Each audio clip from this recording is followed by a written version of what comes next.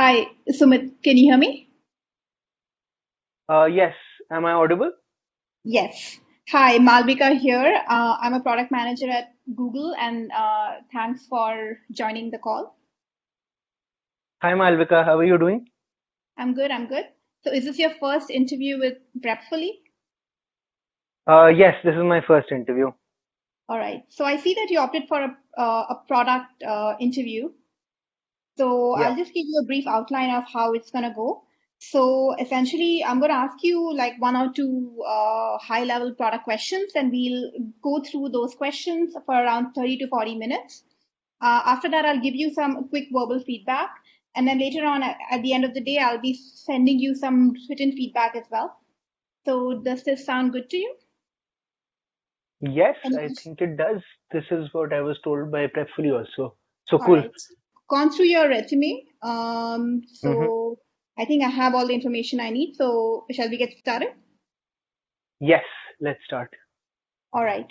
Okay. So let me start with my first question. So essentially, we at Google, we had a company approach us who wants to brand YouTube for one entire day. So Right? the question for us is to number one, decide whether we want to do something like that. And then secondly, if Mm-hmm. we do decide to do something like that, how much would we charge for it? Okay. All right. Um, there's just a few things I'd like to check if it's fine with you. Yeah. What do we mean by brand YouTube? Does it mean we're going to change the logo of YouTube to this company, or is this just a banner on the homepage? Yeah. Or what So exactly by does brand brand, mean? yeah. So branding YouTube means that so this essentially in YouTube, the way we make money is by showing ads on our property. So essentially Mm-hmm. by branding YouTube, I mean that company wants to own every ad which is shown in YouTube for that day. So any banner ad, any video ad, all ads on Hmm. Facebook are only by that company for that day. All right, understood. So it still remains youtube.com, but so Yeah, for the instance, if URL it's will not change, but yeah, all right, anything like, if they want to add something to the logo as well, I mean, all that can be up for discussion. If they want to all add like right, a cap, they want to modify the video or unify the brand in the logo, all that is also up for hmm. discussion. Yeah. All right. And when you say, for instance, all possible ads that will be served will be only about this company, then just to be explicit, all our traditional advertisers' ads won't get served and will be replaced by this company's. Yes. Am I correct? All Yes. right. Also, does this mean that, for instance, there will always be ads related to this company? Because I know for some videos we show ads, for some videos we don't. Are we saying we'll always show an ad for this advertiser no matter what happens? No, we only 24/7 on show it every for video. monetized content. So if any video is not All right. being currently monetized, we won't be adding an ad there. Okay, got it. All right, thanks. That clarifies. I also had a question on like just to understand the context in which we are making this decision. The fact that we are considering it itself, like, are we just optimizing for something? Is it a strategic partner or a strategic relationship we might be trying to establish? Is it that we are short of cash? It is in the middle of COVID after all. So are we trying to bolster our profits or revenues in some way? Is there any color you could share around that as well? So in terms of context, yes, let's assume that I mean, if it's obviously a brand who is willing to do something like that will not be a small brand. So Yeah. it can be a significant account for us, and it may have long-term impact on our revenues by Hmm. allowing this request. But that being said, it's not like Google doesn't have any shortfall of cash, even in the Hmm. COVID. So that being said, it's not something that we have to do to stay afloat or anything like that. It's just something, yeah, it's a good opportunity for revenue, but it's not something which we need. Okay, and one thing you said just triggered another question in me. Like, is this a new account that we're only going to get if we do this big deal, or is it potentially something that we'd still get as an advertiser onto our account, well, maybe on a smaller scale if we choose not to do it? Yeah, so it's not it's not a be all or end all kind of a situation. It's something which is an opportunity which came across. If we say no, does not mean we will not get any ads from this company at all. I mean, we don't know that, but yeah, it's not something which is part of the deal. That it's either this or nothing. Yeah. And one last piece of clarifying context around who the client is. Is there any connotation? Like, is there any, for instance, political affiliation, or is it like related to a controversial topic like guns, for instance, or alcohol? Could you share the name of the client, or if there are any such angles that we should be thinking about upfront? Yeah, I think it's a good clarification, but no, we don't like for the sake of this question, let's remove the ethical part from this question. So you can assume it's a very fairly non-controversial company, which is, I don't know, you can just take it as actually, I can't think of any company which has like zero controversy.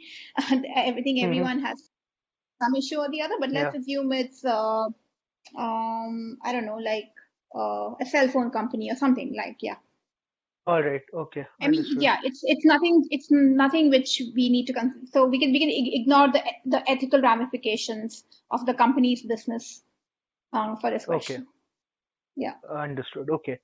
All right. Fine. I think that's all the clarifications that I wanted to make.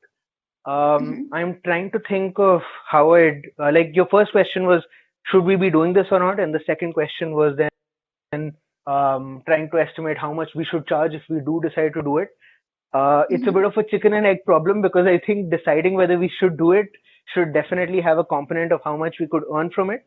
But what I'm going to try to do in this question is list out maybe the high level factors that we should consider when making this decision.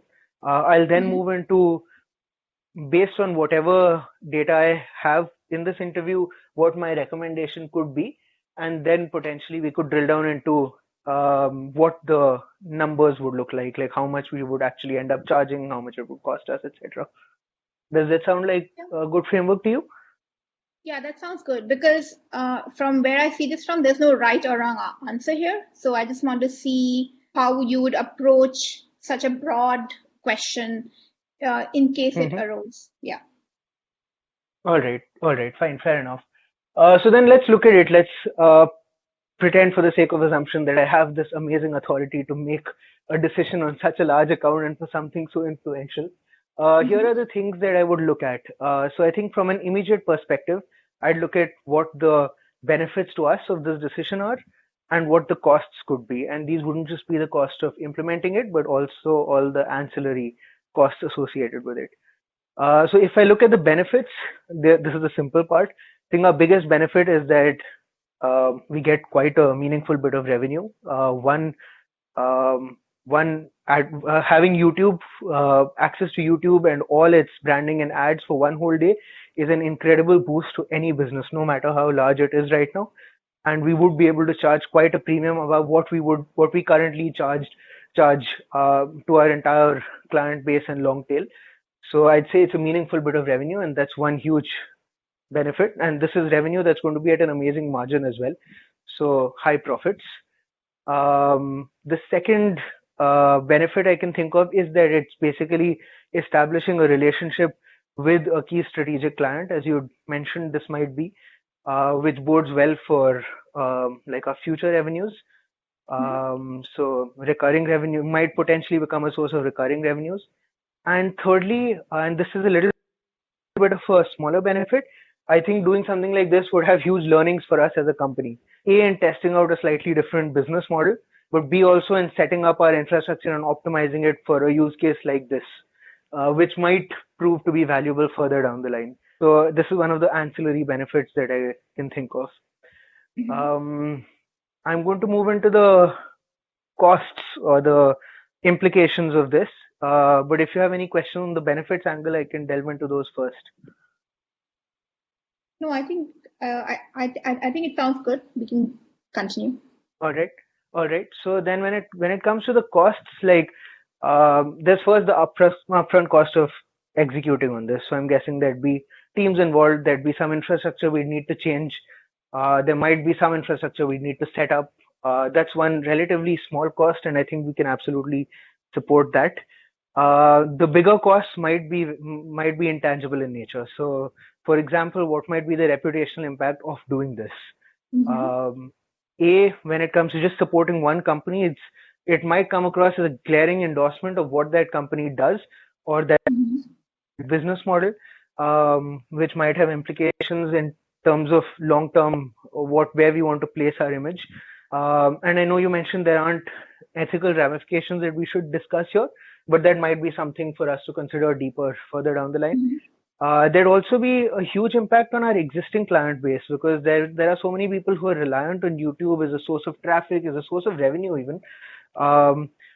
For instance, there are even some people who sell merchandise through YouTube. I'm not sure whether that would be influenced by this. For instance, people who sell mugs, people who sell branded products on their YouTube pages, who might suffer because they'd lose traffic to their own websites. I'm not sure whether their own links, etc., would be affected by this. So basically, we influence our current client base negatively because we're giving them no say in this decision, at least in the current format, which again might have much bigger consequences for our long-term revenue, because they might lose trust in our brand. They might potentially move to looking at diversifying their source of traffic away from YouTube, and so on. So that's another cost. And let me think of whether there would be any other costs. There would be potentially some legal. I'm not sure if it's a cost, but it might be a concern, because whoever we are allowing to advertise or whoever we are partnering with in this endeavor, they would get a non-trivial market boost, pretty much regardless of how big they are, given the volumes we command at the moment. Which means we might potentially move literally their market share through this one-day campaign. Which potentially means particularly around areas in the EU where dominance of market is a big concern. This might be perceived as collusion. So there would be quite a non-trivial upfront legal cost in just understanding whether this is even doable from a compliance standpoint. And there might be further implications down the line if, for instance, whoever we support, their competitors sue us or their competitors challenge us or insist on equal treatment, that we might need to factor in. So if I was to try to bucket all these rambling thoughts, I think there's the upfront execution cost. I think there's the implication on our current user base. And I think there's the implication on the market or the industry of whoever we support. That seem to be the three biggest dominant costs. Now, if I was trying to balance these against each other, I'd say the value is quite tangible. The costs are relatively intangible, but also some of them might be blockers in nature.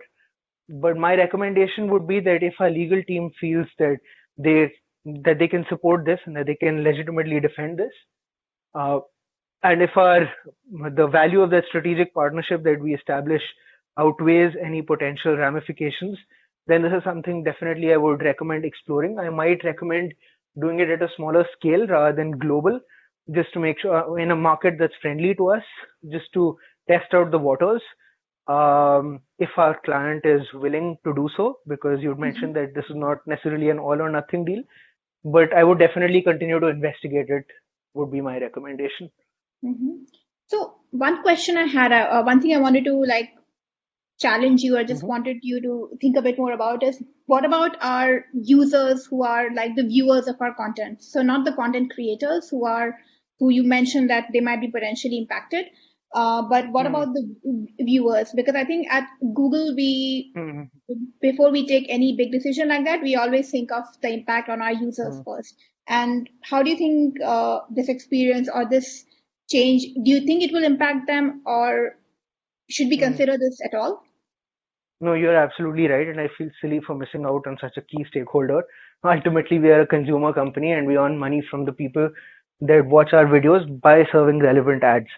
So I think it absolutely is a factor, and before making this call, we should probably do some kind of user study, like just trying to do a survey of what if kind of survey to understand how people might respond to this, potentially some lab tests as well to see like if people were using the website and saw the same ad every single place, how they'd respond to it.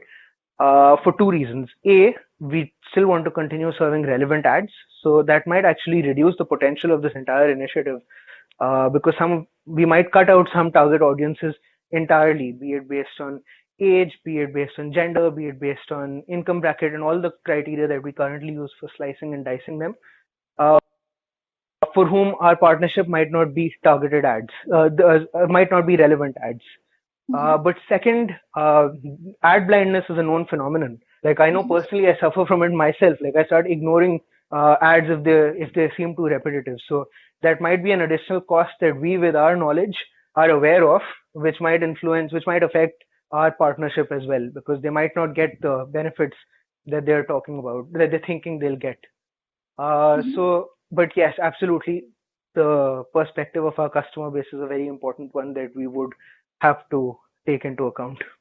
My recommendation, however, will remain unchanged, because I'm keen to at least test this out as a hypothesis, or if necessary on a smaller audience, to see what their reaction would be. I have a hunch they might not like it, but I think the dislike might not be as great as what we think it could be. So it might be an acceptable risk to take. So based on all the cons you mentioned, which I think some of them are very legitimate, will you propose an alternate a proposal to this client that what you like after the analysis will you make some other recommendation to them? So I definitely would, and I would do it in a couple of ways. So the first would be a conceptual difference in what the offering is, and the second is the execution difference in how we launch it. So by conceptual, I mean, what I'd suggest is, rather than going for every single one of YouTube's ads, and replacing every potential current ad with this client's ad, I propose that we establish the target demographic that they think their ad is relevant to, and by default, ensure that they always win the bid for that ad. So we'd agree on a price through which they would always win, but it would only be for target demographics relevant to them and circumstances relevant for them. So all our other so for example, if it's an ad like you mentioned as an example for a cell phone company, it might be relevant for a certain age bracket, a certain income bracket, even potentially a certain geography. So we'd only make this offer for that geography that is relevant, and all our other business remains unaffected. So that's the conceptual change that I would recommend. The second and more important one would be the execution change. So I'd basically say that this is something that we should gear up towards over a time span of X weeks or X months, depending on what's realistic from their perspective as well. And there would be decision milestones that ramp up to the full scale. So for instance, we might start with just one geography with X% of the population being exposed to the ad, so that we can test what the effect on our user base is, which would also be a win for our partner, because then they could see whether the ad is getting the kind of response that they thought it would. I would also put decision milestones on the back of that user feedback that we gather that defends us. So for instance, if we are seeing a negative sentiment around that, then that means that we could potentially use that to guide our decision on how the contract should be executed. So if the sentiment is overwhelmingly negative, then we terminate the contract at that point with potentially some penalties imposed on us in advance, so that the client doesn't feel wronged out of it. But then that gives us a backdoor to salvage the situation if it proves not to have been a good idea. So it wouldn't be an ironclad contract. It would be a contract where both us and the client have the option to back out if the situation isn't panning out the way we thought it would. So these are the two key changes I'd make to the proposal. Does that answer your question, or are there other angles that? Yeah. Okay. So now let's move on to the second part of the question, which is, your answer, I think you mentioned that you would do something which is you would say yes, but with some changes. Now let's assume that we consider that every ad on YouTube for that day is shown by the company. So that consider that just to evaluate the benefit of this overall proposition, we are doing an analysis of how much money would we actually make with this deal. So let's see, how would you go about to estimate how much should we charge this company for a one full day ad on YouTube? All right. So just to clarify, this is the total opportunity size, not the phased up situation, but big bang, everyone gets all ads shown up for this client. Yes. So this is to get an idea of what potentially we can make or how much we All can right. charge or how much do we want to charge them. And then based on the negotiation, obviously we can change that rate if we decide to do it. All right. Understood. And once again, this is for a 1 day contract. So for 1 day, everything gets Yes. shown for this client. All right. Um, so there's a couple of methodologies I can use for this. Let me just give some thought to which one might be the best fit for this use case. So one approach, just thinking out loud, could be to estimate how much YouTube currently earns in a day across all its different advertising channels, be it banners, video ads, interstitials, the entire gamut. Mm-hmm. Estimate the amount it earns through that, and then put a premium for how much we charge this company. And this premium would cover both the cost of whatever potential credibility we might lose with our current advertiser base, but also the premium for how much benefit this company gets out of having their ad branded entirely across YouTube and affiliated with Google and YouTube's brand. That's one way of doing it. The other way might be to just project what the value for this company might be in terms of this advertising campaign. What are they looking to get out of it? How much additional revenue they think they can generate out of it, and potentially use that and as a baseline and try to share revenues and see what that would imply in terms of how much benefit it has for Google. So there we would ignore the logistics of setting things up and how much we would earn, and just look at how much value we are delivering and take a percentage of that. I'm Which leaning one towards should the we first take? simply. Yeah, yeah, continue. Yeah, I'm leaning. Sorry, I didn't mean to talk over you. No, I mean, I was You asking the were same saying? thing that out of the two approaches, which one would you take and why? I'm leaning towards the first, where we use our our current ad prices as a baseline for two reasons. A, that's something that we are intimately familiar with, and therefore we know exactly how well to price, as opposed to the market share approach, where we would be reliant on a lot of numbers that the client would provide to us that we would have to take on faith. But B, also because the cost-based approach is a lot more certain. So we know how much we currently make, and we can ensure we make at least that much, as opposed to the market share approach, where the dependency is a lot more on the success and the incremental success, which is very hard to measure anyway, that the client achieves, and then taking a percentage of that. So there's a higher risk factor as well. Having said that, I have a feeling the client might prefer the other approach. So we might need to negotiate on this, given how the entire industry is moving towards costs, not for impression or click, but for actions and actual revenue. Like a good example is in travel, like Google only charges if someone stays at something that's been booked by them, like stays at a hotel or travels on a flight. Given that the industry is moving in this direction, we might have a bit of negotiation to do. But at least for sizing the opportunity, I'd go for the first, where we look at our own current advertising revenue and add the premiums necessary for this use case. All right. So let's start with the first approach then. All right. I have some more clarifications I'd like to make, simply because I'm not very familiar with YouTube's numbers. All right. Uh, how much traffic? I know it's a bit dismaying. I did go through a lot of numbers. This was not one of them. I apologize. But how much traffic does YouTube get on a daily basis? I know we have 2 billion users. I know there are like 1.5 billion monthly active users, but I have no idea how many of those visit YouTube every day, and how many, for instance, gets shown ads every day. Why don't you Could you help me? make some assumptions here and uh, All right. just make some assumptions which you think make sense, and then we can move from there. All right. So I'm going to start with the baseline of having 1.5 billion monthly active users, and I'm going to assume that, say, one third of those are daily active users. So we get 500 million users that we could potentially target as our total audience. There's an entire array of ads that we serve that I'm aware of, but again, please correct me if I'm wrong. Um, we serve we serve ads that are at the start of the video. Sorry, my bad. There are two types of ads we serve. Either there are static ads, which is just an image, a banner, or there are the video ads where we show a video clip for a couple of seconds. These can be shown at the start of a video, before a video begins, at the end of the video, or interspersed in the middle of the video.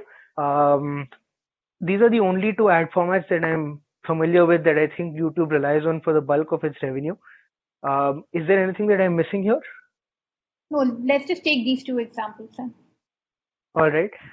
Then within these two ad formats, again, based on my knowledge of the industry, we either earn money per view, so the amount of money we earn for every 1,000 times an ad is viewed, or every time an ad is clicked, or every time an ad is clicked, which leads to an action on the client's website. From what I know, YouTube makes the bulk of its money from view-based ads, but is that something I can just assume that all our money comes from impression-based advertising, or am I wrong on that front?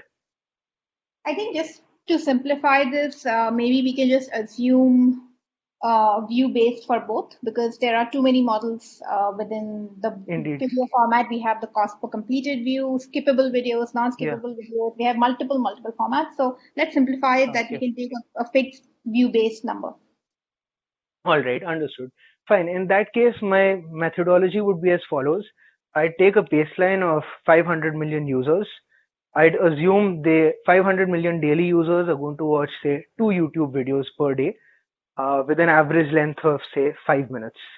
There are a huge number of assumptions I'm making here, so please do call me out if you think anything is veering to an extreme level. But this would lead to 1 billion videos of an average length of 5 minutes. Again, to keep things simple, from what I know, ads are only shown to around 20% on 20% of the videos that are hosted by YouTube, which would lead to around 200 million videos where we could potentially serve ads to these users, or rather 200 million videos seen with ads in them. I've assumed an average duration of 5 minutes. From what I know, YouTube serves either one video ad in a 5-minute span or up to 2 banner ads in a 5-minute span. And I'm going to assume right now a 50-50 split. So that would lead to 100 million videos which are watched, which have banner ads, 2 banner ads in them, and 100 million videos which are watched, which have video ads in them. I would have loved to draw this out on a whiteboard or something so that you can keep track, but are you keeping track, or would you like me to repeat anything so far? No, I think it's fine. Like, I'm not keeping track of all the numbers, but I'm following your thought process, which I think is more important. Okay, all right, fine, fair enough. So we've got 100 million ads with 2 banners in them, which are seen. We've got 100 million which has 1 video clip in them. From what I know, again, YouTube commands a pretty high. Sorry. Can we do both as well? Like, you show a video as well in the beginning of the ad, and then you have banners as well. I think that's definitely a use case. I had assumed, without clarifying, I admit, that this would be less common, but potentially I should take that as 20% of the times we'll show both. So 40% we show 2 banners, 40% we show 1 video, and 20% we show 1 video and 1 banner. Would that be more reasonable? Yeah, I think that's a better assumption than, yeah. So. All right. So that leaves us with 80 million ads shown with 2 banners, 80 million videos shown with 2 banners, 80 million shown with 1 video, and 40 million shown with 1 video and 1 banner. I'm going to again try to make some sweeping assumptions around the value of these ads for us, like how much revenue we earn. So from what I know, YouTube videos get an average cost per 1,000 views of around $4. I know this will be super different depending on the market. So like ads served in say Asia are likely to be cheaper, ads served in Europe are likely to be more expensive. But is it okay if I maybe use $5 as an approximate for a banner, 1,000 banner impressions just to keep the calculations straightforward?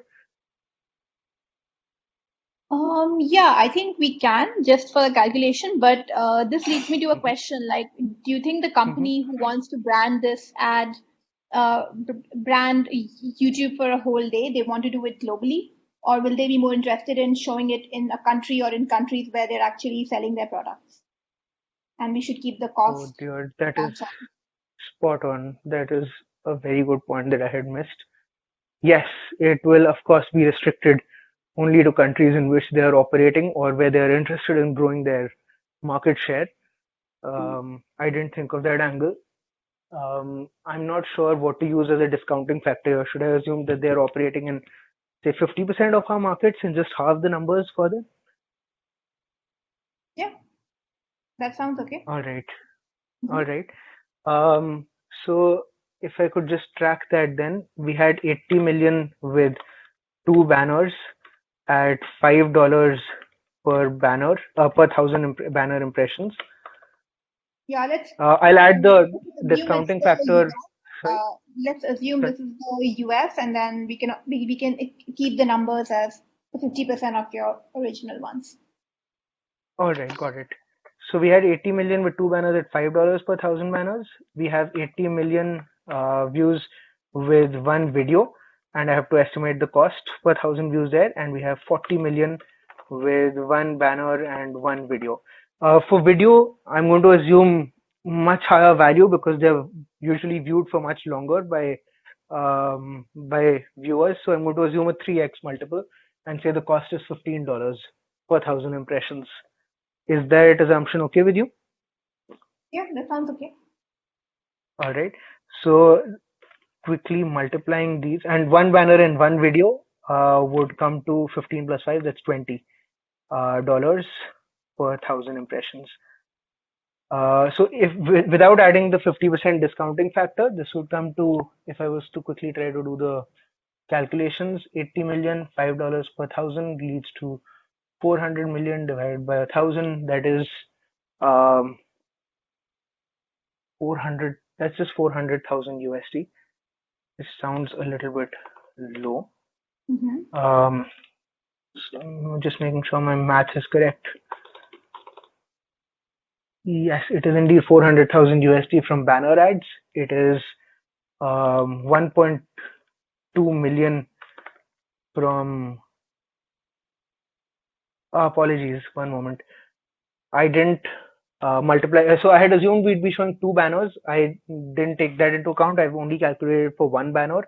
So it would be 800,000 for the banner ads. For the folks that just see banner ads in their video, it would be 1.2 million from the folks who see only one video ad, and it would be 1.6 million from the folks who see one banner and one video ad. So that would come to a total of 2.8 plus zero point 0.8, that's 3.6 million. $3.6 million worth of ads that we would typically be earning from globally. If we were to discount it to 50% of our markets, which is the US or whatever, I'm going to assume it will be 1.8 million. That would be the absolute value of the ads that we run every day. Now, this is how much I've estimated YouTube earns revenues every day. I think from, again, the best of my knowledge, we share anything between 40 and 60% with the content creators. So assume 50% there, and our income comes to 900,000, or we round it up to an even $1 million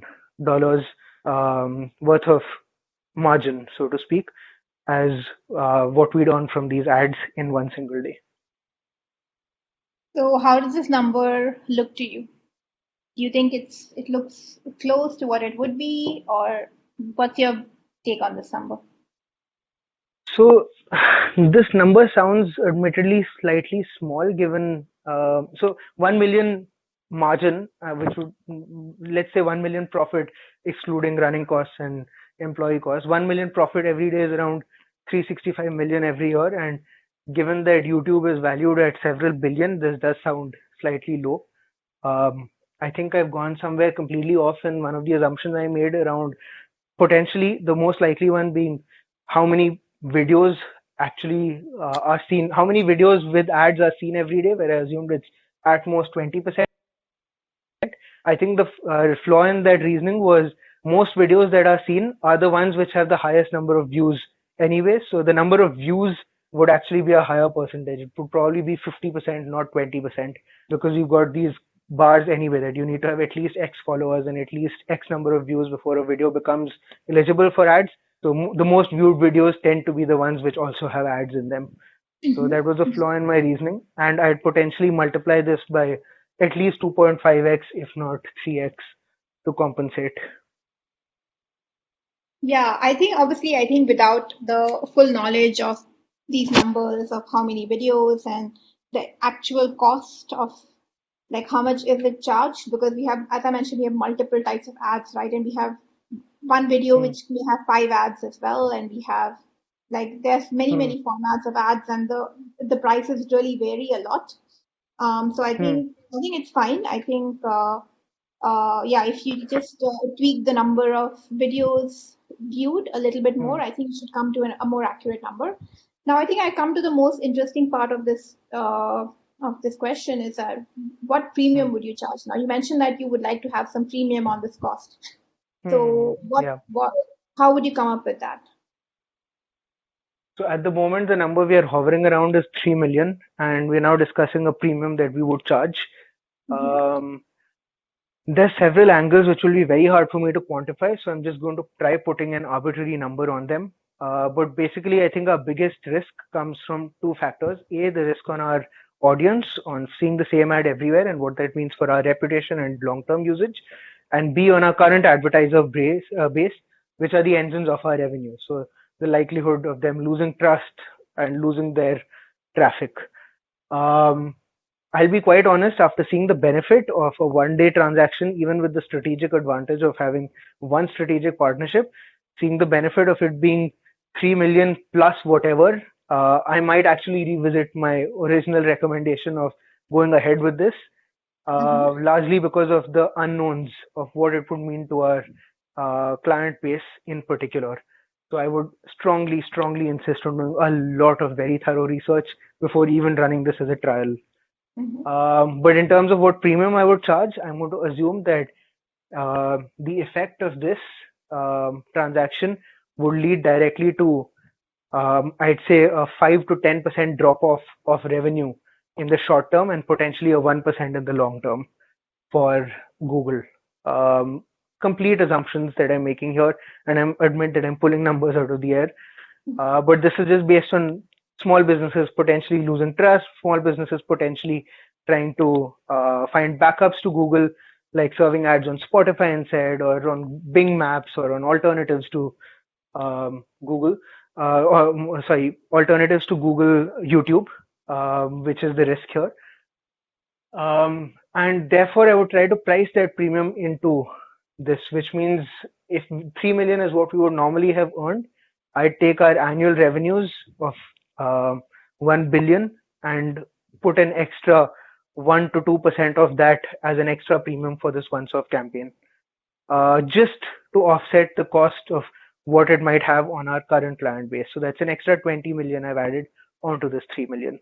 In addition to that comes the huge branding effect that Google and YouTube contribute to this entire campaign, which I would also try to put a value on and price into this. So we're at 23 million right now. I would put nearly something like 7 million on top of that. And there are people far more capable of estimating the value of the brand than I am. There might be an argument to be made that we are the one enjoying the branding benefit because of whichever company we tie up with. So this might be a completely invalid argument, but for that I would need to know who the advertiser is. The costs on our customers of either developing ad blindness or again losing trust in YouTube as a platform. I'm not sure if I even want to price it in this stage because I feel that is a much smaller cost, but that's just my gut feel speaking. That's something that I would do research on the back of, but for now I'm comfortable assuming that that would be around zero. So in short, what I've said is 3 million for the revenue that we would have made, 20 million for the revenue we might lose from our client base, and 7 million for the advantage of Google brand. So I would charge 30 million for a one day ad, and I would probably have And I would probably negotiate this on the basis of what the launch strategy is, but also how long this partnership is for. So if it's a recurring partnership, then the uh, cost from other advertisers gets ameliorated to some extent because we're still earning from this source, etc. So those are the factors I'd look at. But 30 Okay. million would be my number. Okay. I think that sounds reasonable compared based on your arguments. I think it definitely would be much, much more than what the cost we would incur. Hmm. Yeah. So I think this concludes all the questions I have. Do you have any questions you would like to ask me? Um, yes. So just clarifying here, in a real interview, outside of Prepfully, I would typically ask questions related to the role and related to career progression. Um, would you like me to ask these to you here as well, Yeah, or I should think I we? wanted to just kind of see what questions you're asking in the real interview to kind of give you feedback on that as well. Um, Okay, that's a really good idea. Okay, fine. So, in that case, my first question would be to understand a little bit about the structure of how product management works at YouTube.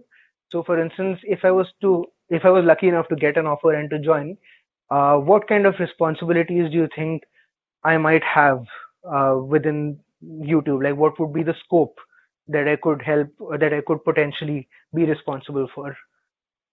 mhm. Yeah, I don't think I should be answering these questions because I'm not sure Yeah, yeah, exactly fair which. enough. But I think yeah, Yeah, this is a fair very enough. good question to ask. But I think it's a All good right. and a very important question to ask. What other questions were you planning to ask if you already have them planned?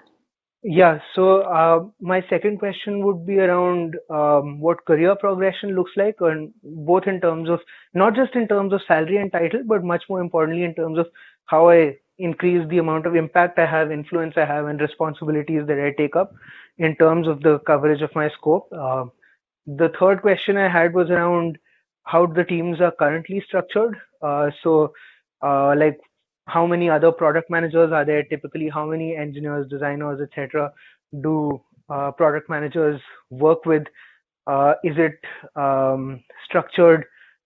In what way is the engineering track structured? So, for instance, is every product manager embedded into a team of an atomic team with an engineer, a full stack, a backend, a designer, or is it more like the Spotify model where there's the Amazon model where there's like big group of front end developers, a big group of back end developers.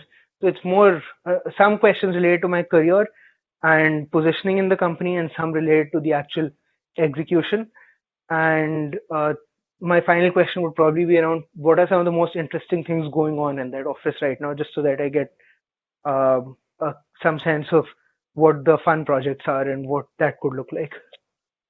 Yeah, I think very relevant questions and excellent questions for you to kind of understand and evaluate the company better. So I think yeah, they all look good. So if you want, All I right. can give you some high level feedback right now, just some immediate assumption, like some immediate impressions I made during the interview. And Mm-hmm. later on, obviously, I'll Yeah. be sharing the detailed feedback as well.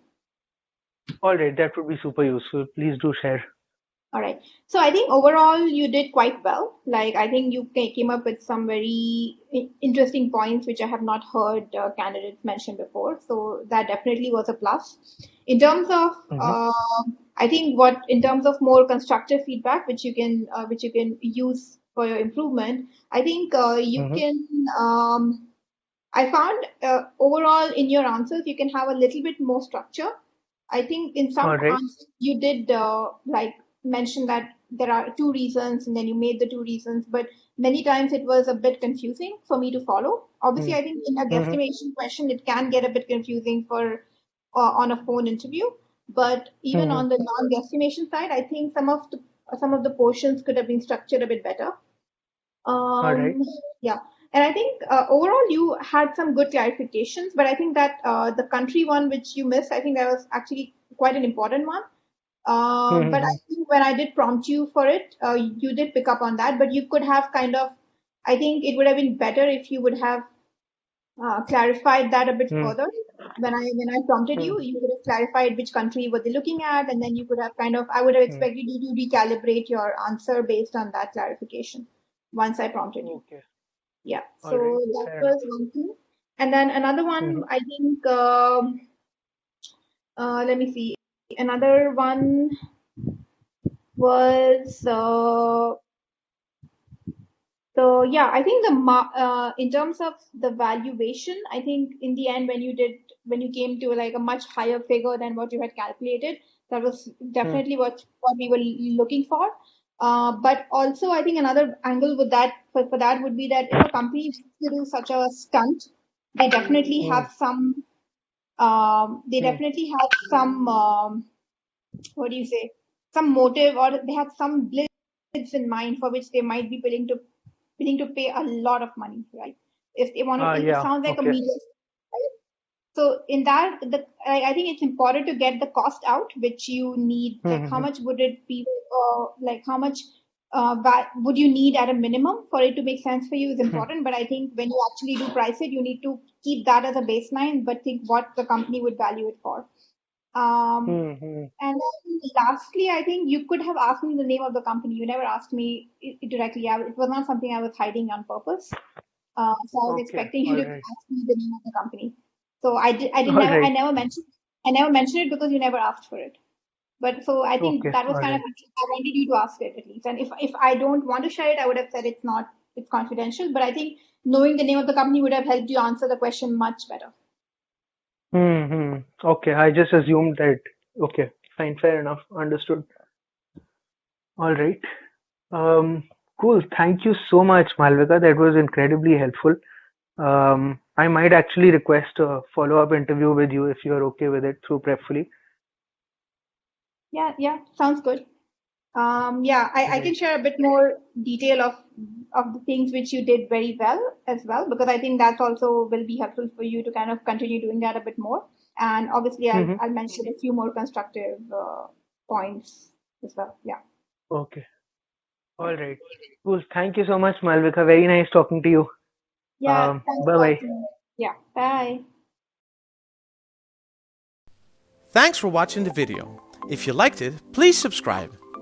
Our website is prepfully.com. We've got lots of interview questions there. You can also schedule a mock interview with one of our experts. You can find the link in the description below. All the best from us at Prepfully, and we hope you totally rock your interview.